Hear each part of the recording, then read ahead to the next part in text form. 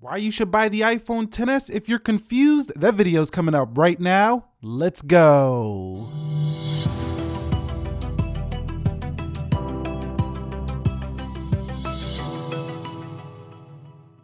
Okay, so the very first reason is the screen is large enough to be comfortable. You can see I do have a pretty big hand right here, and the iPhone XS, you can see, pretty much swallows my hand. This is the smaller one. Now, the XS Max is even bigger, and it fits in my hand just fine, but this one is very comfortable to reach the corners, at least for me. Now, for people with smaller hands, this could even feel like a max version of a phone if you got really small hands. But overall, it's still a more compact, more comfortable feel. And I don't think the screen size is too small for most out there. Now, one thing I do think is a little bit smaller on this phone than other phones is the font size. So that is easily fixed by going into the display settings and then going to text size and just raising up the text size.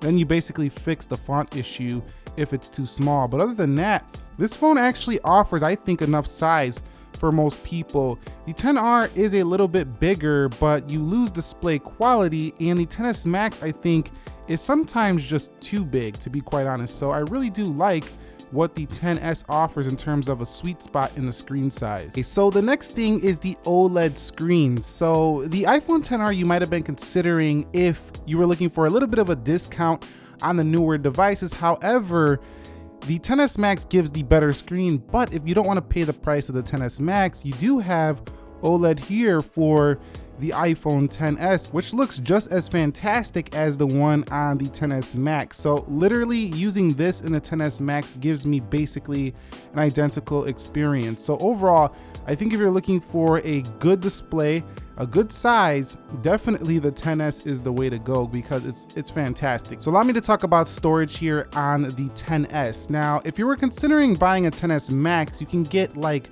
way more storage at 256 gigabytes for just slightly more on the XS, whereas it's going to be over $100 plus tax on the XS Max for the 256 gig model of that. So I think the storage is a better value here with the iPhone XS. You get almost the same storage as the 256 gigabyte iPhone XS Max for just slightly more in the price point. So I think when it comes to a storage standpoint, of course, it's a better value here on the smaller device. So if you're confused, this might be a better option. However, the XR has the best storage value option. Again, you have to compromise there on certain other elements. So in terms of battery life, this is definitely the worst of the new 3 iPhones that I've experienced. It's within 45 minutes of runtime of the XS Max, and the XR is pretty much way ahead at over an hour and a half in actual use. So the XR wins here in battery life, but the XS, for all the other things it offers, still gets me through a day quite easily. Yes, I have a lot less percentage than the XS Max or the XR, but I don't think this should be the deciding factor if you're confused as the battery life, because in comparison to those, it might be not the best, but it's not a bad battery life, to make that clear. It is a good battery life that will get you through a day. The XR will impress, the XS Max will probably impress a bit, but the XS is a sweet spot. It still gets you through a day. It's just not gonna be marathon level, like where you're like, oh my God, I'm getting another full day on my battery life. Now, when it comes to the pricing structure, this is always gonna be the middle option. If you buy the XR, you can get it for $449 with a trade-in. You do have to trade in an old iPhone, like a 7 Plus, for example. Same could apply to this XS as well. You trade that in, you'll get this for like $699. The iPhone XR, XS, XS Max, everybody is saying it. They're all pretty high priced in comparison to the market. So we're not even gonna say that any of them are the best deals out there. But if you're confused, I think being at that middle option, you're already paying like $800 for a XR if you don't do a trade-in. Just getting a XS is probably worth the extra couple $100 overall. Going $400 more for a XS Max is questionable because this phone is nearly identical with just one difference, and basically that is the battery life and screen size. Okay, 2 differences. But overall, like I say, the screen size is definitely plenty enough, I feel, for most people. If you're confused, you might also want to consider buying the XS over the XR as well because of the LTE connectivity. I don't have a SIM in right now, but I can tell you right now that the LTE connectivity is much quicker for the XS. Apple's rumored to be bringing better 4G LTE connectivity into technology into the newer XR that comes later this year. But for now, if you buy a XS, you're getting better connectivity. It looks just like a 10 of last year.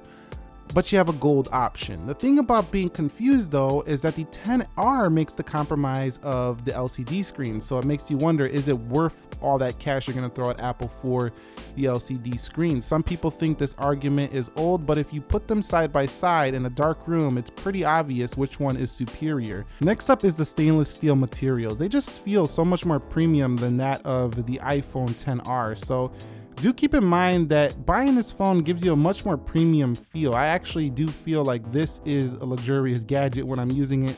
The XR feels premium, but I wouldn't say like the ultra luxurious gadget of the bunch. So you can feel, when you buy a XS, you can feel that $200 more in the body and in the feel. The XS Max, you might be confused as to, is it too big? And I think for a lot, it is too big. But when you buy a XS, you don't really compromise anything the XS Max offers but that screen size and just a bit of battery life. So at the end of the day, while it might be convincing to pick up an iPhone XR with its colorful colors, or buying a XS Max as it's the shiny big object in the Apple Store right now, this boring iPhone, as I've said before, it actually might be the best overall sweet spot for people who are confused between the three, because it doesn't really compromise on much of anything. And don't be afraid of the screen size, because yes, the XS Max does have a bigger screen, the XR does as well, but in actual use, you forget about that. Your eyes just adjust to the display and it's plenty comfortable enough to use day to day. So in conclusion, this might be the most boring iPhone of the year, like I've said before. However, it still offers, I think, the least amount of compromise of the three. It also offers probably the best comfortable size of the three. It's still just as premium as the top iPhone.